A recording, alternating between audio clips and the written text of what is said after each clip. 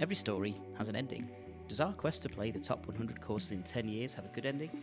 I'm Nish. I'm Chris. And we're here to guide you through this golfing journey. This is the Top 110 Golf Podcast.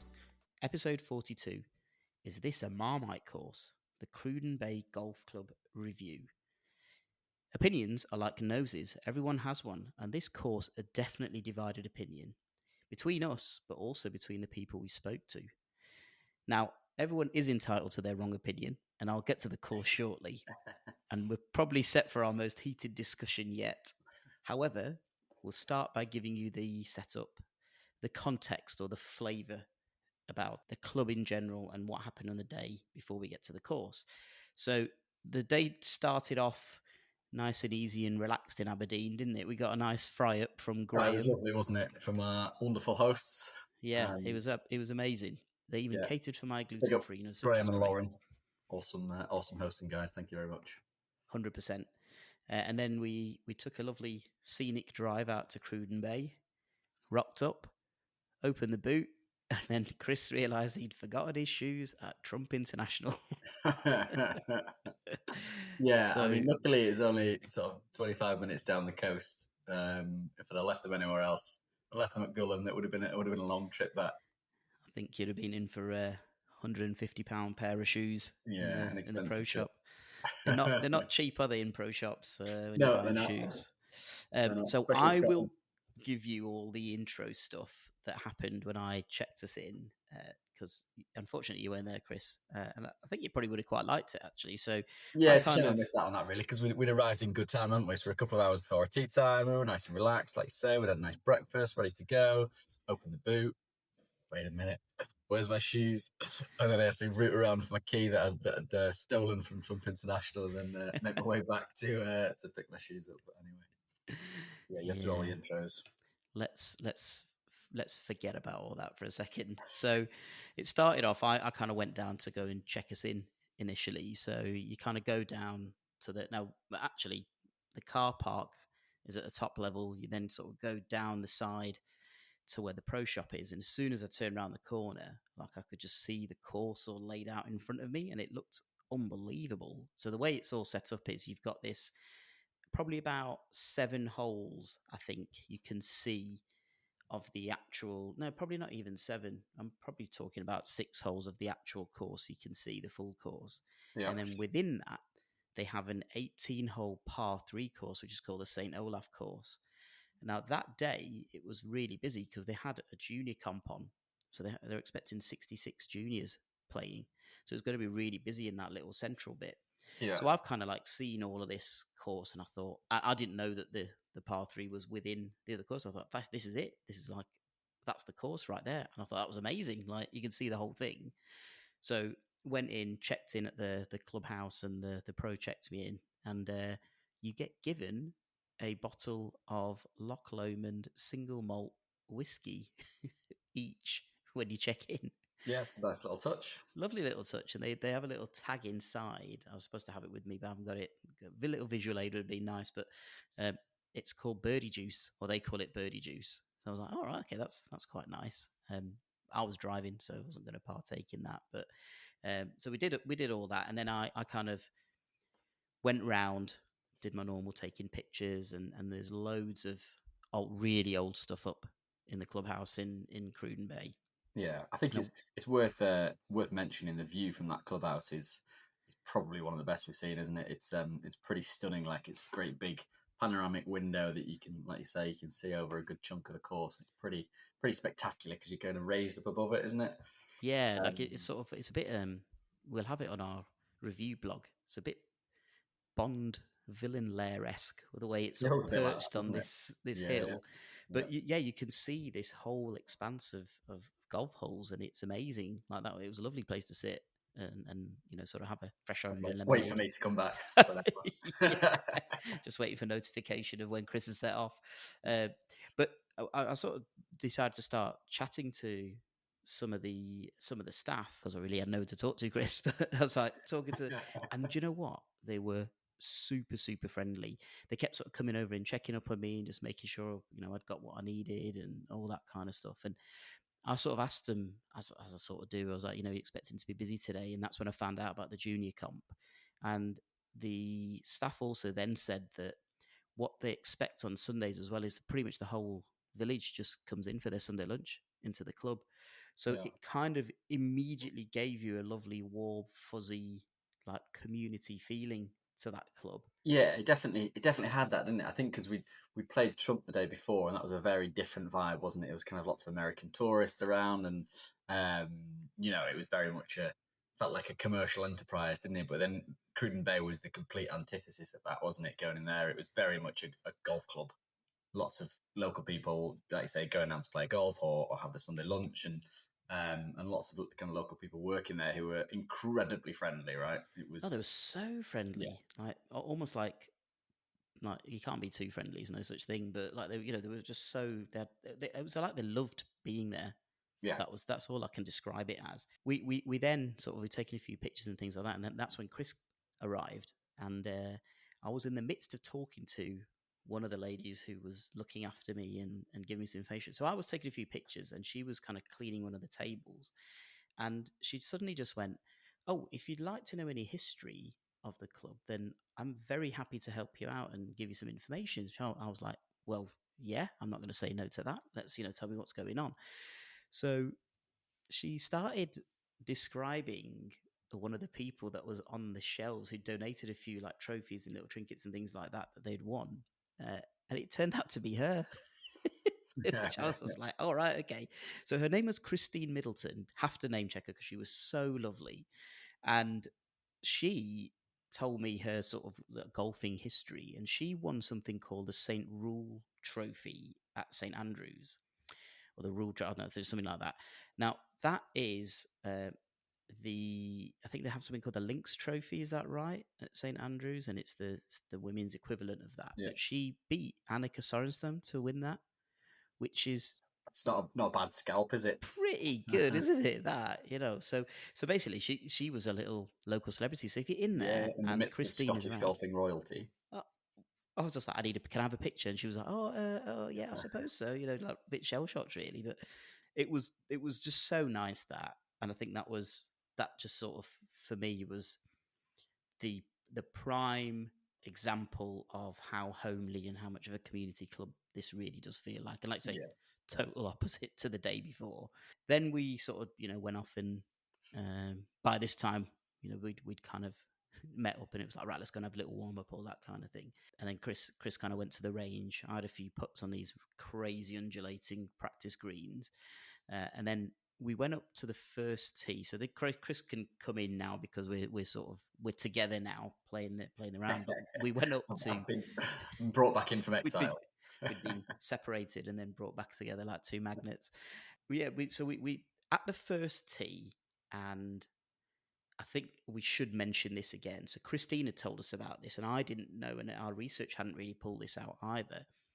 They've got a starter's hut, and I'm using inverted commas for that. It's pretty big. It's what used to be the pro shop for when the club was first made. Now, in there was a lovely gentleman called Joe, who was our starter for the day. So Christina told us, I'll make sure that somebody's in there to show you around.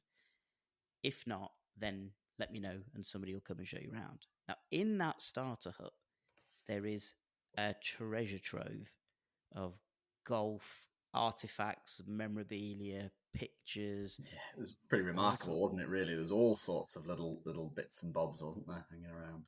Mate, I was just like, I could walk around there for half an hour. So, top tip for Cruden Bay if you're going, if you get a chance, go to your tee 10 minutes earlier than you normally would, and just go inside and have a little look. You go and pick up your scorecard and your teas and things like that from there anyway.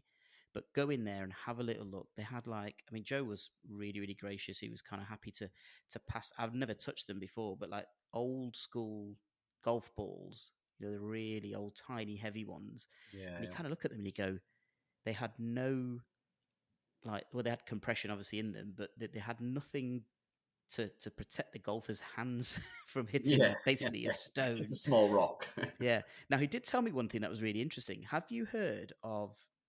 I can't remember what their name is exactly, but I think they're called the Hickory Golf Club or something like that, and it's basically a load of golf enthusiasts who all dress in like +4s, Yeah. all that kind of thing, Yeah. and they play in Hickory clubs, right? So Joe was telling me, and I didn't know this, and it actually totally makes sense. He handed me a golf ball that is an old golf ball, but it's modern made.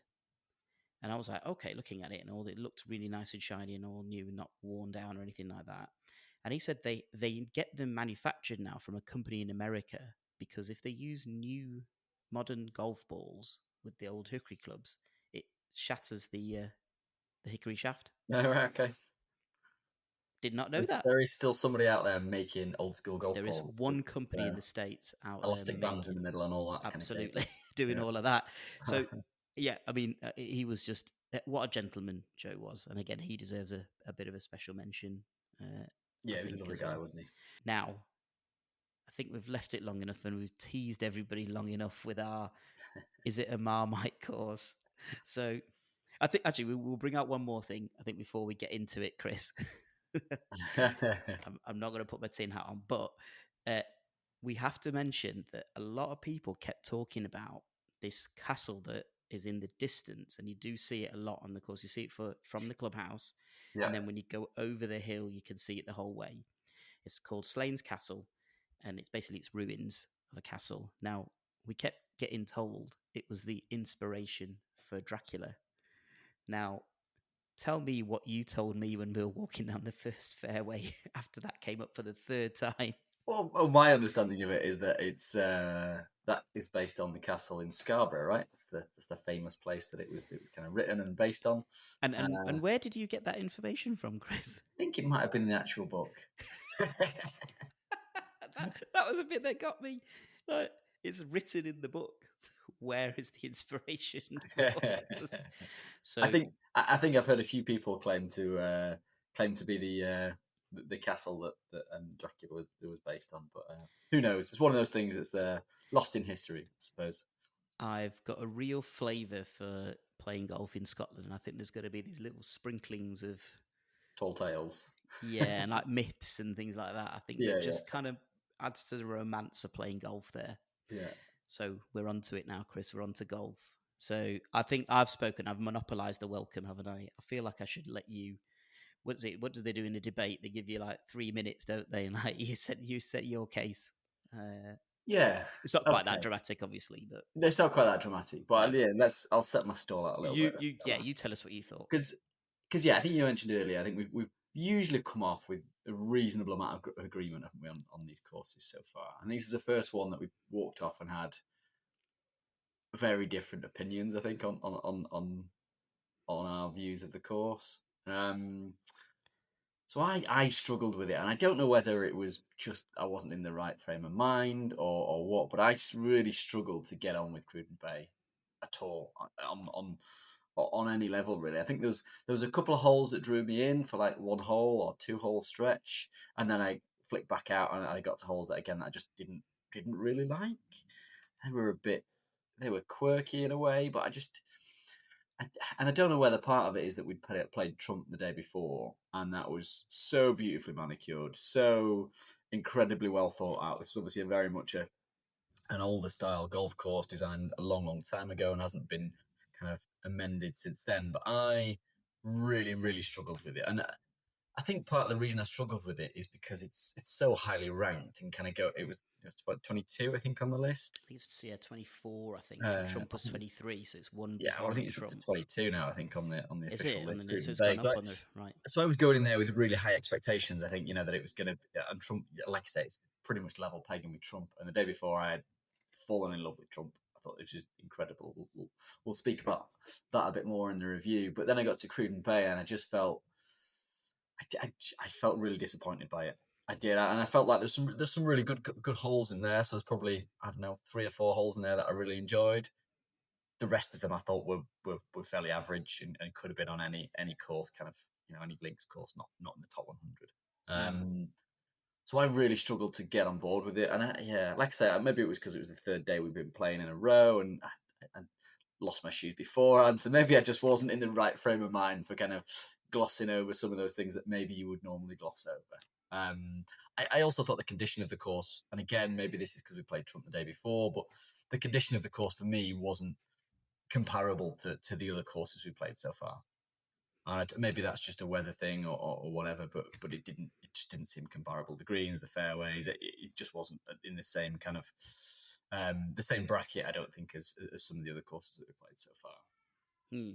Yeah, I mean, I think it's interesting. I sort of flippantly said everyone's entitled to their wrong opinion, but actually, this whole sport, this whole game, is a game of opinions. And actually, what we're doing is opinions. It's somebody somewhere or a gathering of people have said there's a top 100, and we've already spoken in the Hindhead review where we've sort of said, how is this course ranked 91st? Yeah, But a lot of people have gone and that's what they've ranked it, yeah, and equally absolutely. it's this one. And I would agree with this one again. I'm very surprised that it's ranked that highly. Yeah, I For think me personally, and I can see like it's incredibly beautiful in parts, right? When you get up to the top of that ninth and you walk along the crest of that goodness hill, and me. you've got you get on the tee and you've got the ocean and the beaches in front of you. It's absolutely stunning in parts. I just struggled with the actual the course and the holes Yeah, itself. I layout of think the it course didn't holes. quite match up to that beautiful scenery that you had there, and yeah, it just didn't do it for I me. think it was probably a victim of the actual rank that it was at. Yeah, I Like it was think if that had been ranked 24. Was 65, 70, I'd probably yeah, going in there going, that's an undiscovered gem. Like it's so much better than that. yeah. But I think going in there with really high expectations, I think I was just a little bit underwhelmed by it.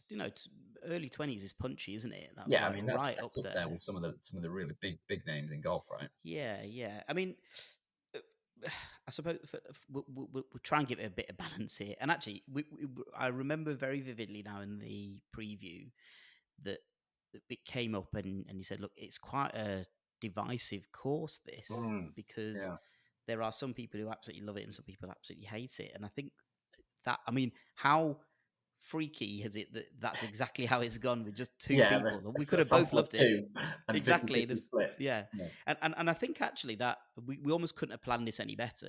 That is probably Cruden Bay in a nutshell, isn't it? Yeah, That and it's a funny one because I think going in there of the three that we were playing, I'd say Cruden was probably the one that was more excited about.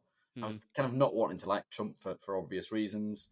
Gullen, I just didn't really know much about and hadn't really kind of any you know expectations of what it was going to be like. But Cruden was the one that I looked at and gone, that's right up my street. It's nice and quirky. It's going to be some fun holes, and I just don't know whether it was just didn't give it expectation versus didn't reality. It give you just what you didn't. wanted. It didn't, and I think part of it was that I think the first two holes kind of set me off on a road to being a bit grumpy about it because I thought the first two holes were very bland and could have been anywhere. Yeah. Um, and maybe that was just maybe I just struggled to get out of that. I'd already had to go back for my shoes. First two holes I didn't enjoy. We were driving home late that night, so we had to kind of press on it and get through the round fairly quickly. So I don't know. There's lots of factors in there that maybe impacted my opinion, but I think it still stands that there's a lot of holes on that course that could have been anywhere that weren't top 100 quality. However, the holes that were brilliant were magnificent, right? They were absolutely gorgeous, breathtaking holes, and for completely unique holes that we wouldn't play anywhere else. Yeah, Um, I mean, I'd go along with that. I've sort of I wrote a few little sort of watch words about the course. I just wrote the like bullet points almost, and then I started going into a little bit more sort of detail. I mean, it was a gentle start. Your the first two holes, you basically go up alongside houses like the road, and we haven't really seen that too much. Uh, there's a lot of elevation change actually there, but kind of they're just straight. They're just yeah, straight holes, which is my nemesis. But anyway, we won't get to that. But yeah, I think I'd very much agree with that, Chris. I think it's very gentle start, sort of eases you in a little bit. But I thought when we hit that third hole, which is it's a drivable par four, but it's sort of a blind tee shot, and then when you go over the crest of the hill, well, yeah, I just sort of just like just knobbed mine, and it just kind of kept rolling and ended up being a perfect place to put it. But you sort of get over the hill, and then suddenly the village emerges, and then there's like this low down, almost bowl green. yeah, That for me like on a personal level, set me off on the round as exactly what I was expecting from the course, Yeah. because I was like, okay, there's surprises every round, every corner. Mm. Now, I will add, some of the surprises are good, some of them are bad, but little things like I've never ever encountered a blind par three. I've never encountered that anywhere in golf, where you just cannot see the green. There's a stick somewhere and you just got to go for that. Now, that's the bit that's the kind of the weird contrast, I suppose, of this course, right? Yeah. Because you either love that or you hate that. And But I think I you're not going to go in between. I don't think you know yeah. you could hate it and you could play a good tee shot, and I still don't think you're going to come off and go that was great. Now I Yeah, actually but love I blind quite par enjoyed that. I threes. quite enjoyed the blind par three. But I then there wonder was why, Chris. I wonder why. because I had a really good shot in that. But yeah, there was then the par three, which was the eighth or the ninth, which I just thought was a very much a nothing hole. It just Yeah, it just felt like it was just a flat par three in a vast expanse of land. And I think, like I said, I think it that was kind of over the hill, there was a wasn't it? That couple of was over holes the where it would get me excited, and then all of a sudden it would just be back to something I yeah. wasn't that bothered by. So I think it just failed to just kind of get its hooks into me properly. Like I think it almost, if it had played another 10 holes of it, I might have kind of got into the swing of it, but it just the flow of it just didn't kind of work for me. I don't think. Yeah, I think a couple of other little things that I've kind of written. I thought it was quite rugged. Like and I don't mean this as a criticism, this phrase, but it's like rough around the edges, that course. And by that I mean it's not overly manicured. It's almost at one with its surroundings. You know, you're not going there and seeing these beautiful walkways or anything like that. You're seeing, probably as that land has been for 200 years, whatever, you're just seeing it as it is. It's quite traditional in that sort of sense. Yeah. You've also got the little touches that are kind of from a bygone era now.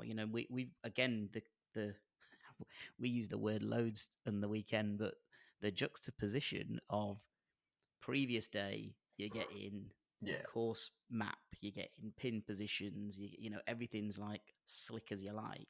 Yeah. And this was, and I love this, by the way, was like a bit of wood, chunky bit of wood. It says T, par 14 pin, not par 14, hole 14 pin. There's a green circle with a grid of holes on it, and there's a T peg stuck in where the pin position is for that day. Yeah. I mean, that's a throwback, isn't it?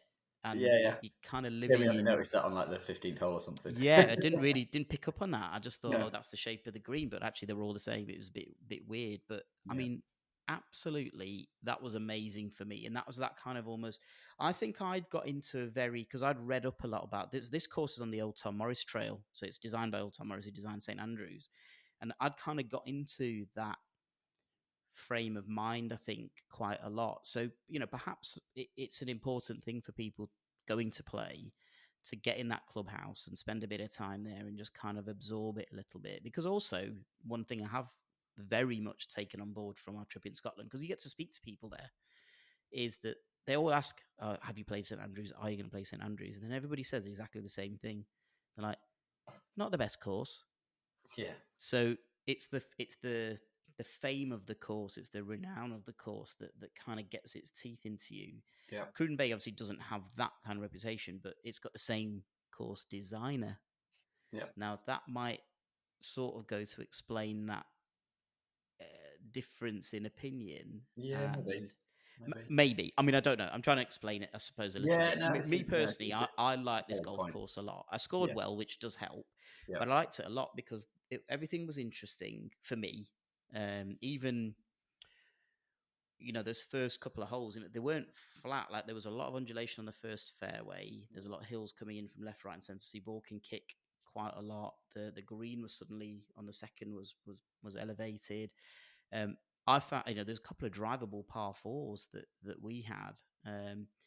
So even on a seemingly straightforward hole, you're just like, actually, we are all sort of, compared to the older days, we are all bigger hitters now. that, oh, I've got a chance of a birdie here. So I found it quite nice, and it was in amongst the dunes. It was a really moody, misty Scottish day as well, wasn't it? Yeah, it was. It was a funny day, wasn't it? Mizzle, Yeah. I think, is the term, isn't it? It was What's it called? Mizzle. mizzle. Yeah, Oh, is that right? Mist I and think so. drizzle, Yeah, right? Okay. I mean, for me, that kind of moody mist hanging it was like just a hovering above the dunes. yeah, yeah. It worked for me. It was like it I felt think like it just made me a moody, misty kind of character for the day. that's it. It can go either way, can't it? Yeah. So I really did like it. I can't say I've fallen in love with the place, Yeah. in terms of overall whatever, but I think I still had an absolutely unbelievable day Oh, I because I mean, think yeah, I've got all of that stuff. Like I got challenged from the golf course, but actually you've got a few chances to score quite well. I've got unbelievable views, like the views. yeah. I Some mean, of the them, views were second to none. I think in terms of it's this absolutely stunning, wasn't it? beach Yeah, is just incredible, isn't it? You just yeah. look at this Cruden Bay Such a beach. I mean, pure, it's pure white perfect. beach with not a single person on it. It's pretty stunning. I mean, you said you plonk that in Greece and everyone's absolutely going crazy Yeah, about it. absolutely. Like it's, That's full of people, right? yeah, It's absolutely. all So, stunning people. I think we had all of that to it, and I think we're probably not going to convince each other either way, really. And I don't think we need to because No, I don't think it's we for need to. I think balance of, it's fine to agree to yeah, disagree on this one, isn't it? absolutely, yeah. For for the total balance on that course, Yeah, it did it for me. I understand why people go and play. I think what you pay for the round is probably a bit punchy. I think we're getting up to £200 for a round there. yeah, That's getting up there. yeah. Yeah, I think. I mean, is there anything about the course that you feel we might not be representing enough of?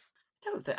Yeah, I don't think so. I think, like you say, it's a real kind of mismatch of just incredibly scenic, Mm. beautiful holes, and then just some more kind of standard holes and that kind of fill it out. Yeah, Um, I could see your point of view when we were talking about it on the way back. I could see that. Look, I think it's not done it for me. I yeah, could understand that. I think I've counted myself a bit fortunate because I had such a relaxed couple of hours where I was just taking in the atmosphere of the club quite a lot. yeah. That I think it probably just set me in a different frame of mind Yeah, and I somehow, think you're right. maybe. I think if I went back another day with kind of different expectations and a different kind of start to the day, I might well have got and different weather. I might well have come away from that course having a completely different opinion. And I think that is absolutely 100% possible. Yeah. Um, What a wonderful course then in that case. Like yeah, it could yeah, totally divide opinion. And I do, I'll stand by that. I think it is a Marmite course. I really yeah, do. I think yeah, you're either going to go there and love it or you're going to go there and come back and go, oh, God, I might have spent a bit of money there actually. I don't think I've got I mean, we got a little bottle of whiskey out of it. So great, yeah. whatever. But yeah, I can totally understand your points of view there, Chris. I'll concede that. It's quite a friendly debate, that actually. I don't know what's going on. I don't know what's going on. No, there are two points of order we must get out of the way. Well, I suppose to get out of the way, and we've sort of left a hole, but we must discuss before we do finish, and that is number one, our signature hole challenge. So that was the fourth. It was a par three, and you teed off the village, the kind of the inlet into the village was to our left hand side, wasn't it? Yeah, that And was a beautiful little hole. That again, that's one of the ones that you go, "Ooh, it's just about to change," and then yeah, and we totally yeah, ballsed up our tee shots, didn't we? we did, yeah, we did. Yeah, just for technicality's sake, I actually won that hole. So that was a signature hole challenge back for me, What are we which on was now? great. Was it like I 6 think or something? I Maybe think I've worked it out now that you're far 4 or 5 up after 4 or 15. 5. Okay. Yeah, so I'm clawing it back. I was eight down at one point, Okay. Yeah. just getting a bit hairy. And then the par three challenge, which was our little side bet. So I've got some graphics here. I might as well use them. Which was a side bet. So it's basically a par three challenge gross. I don't actually gross. I don't know if it was net actually this one. And yeah, you won that. You took it away in the last two holes. We were Did pretty I? level, I think. Oh, Yeah, interesting. I think net. I was quite ahead, but I just messed up my last one. Oh, you did. Yeah, there's the back-to-back par threes, wasn't there? Yeah, The 15, didn't call 16. myself in glory in that one. Yeah. But that was our sort of side bet and signature hole challenge. But par three challenge is absolutely right up your street, but great. I mean, I really enjoyed it. Just the par three just sharpens you. I mean, it sharpens me to shit, to be honest. But yeah, it was great. And I suppose again, the par threes were actually quite nice on this course. I thought there was one that was probably a little bit like meh, and I know which one you mean. It was just basically it was in a flat bit of land. Yeah, it's good night. It must be the 11th, actually. Yeah, Something like that, yeah. And I think that was probably a little victim of just being in this bit of flat land. But like there was a nice area where there was an inlet coming in. It was meandering through the fairway. Yeah, so I enjoyed it. Chris didn't, but c'est la vie. But I think we both can agree that if somebody would have said to you that Hindhead was 24, Cruden Bay was 91, you'd probably go, yeah, I that's think so. about Yeah, right. I'd quite happily I think switch we'd them go around. with I that. think So that's an that I think probably tells you where the course is at, even with all the romance and stuff around it. That we wouldn't be surprised at all if it was in the bottom reaches of the top 100 instead of being right near the top, really, amongst some pretty big hitters. So interesting review It's and going to be round of golf, isn't it? interesting when we go and play those other top courses around there because we've only played a couple, haven't we? Yeah.